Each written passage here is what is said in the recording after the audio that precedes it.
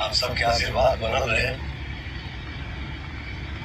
और एक खातिर हम दोबारा लाइव अली हैं कि हमारे नाम की गलत आईडी बना के फर्जी तरीके से ये लोग पोस्ट कर रहा था, पता ना क्या लिखा था लोग। तो आप सबसे नहीं हो रहा कि आप सब ये पर ध्यान मत दीजिए, अपने बेटा और अपने भाई के आशीर्वाद दीजिए। हो गया दोनों।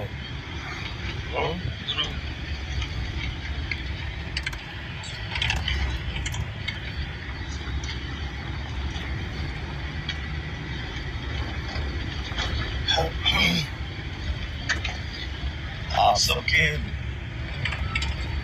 दिल से प्रणाम करता नहीं, पैर छू के।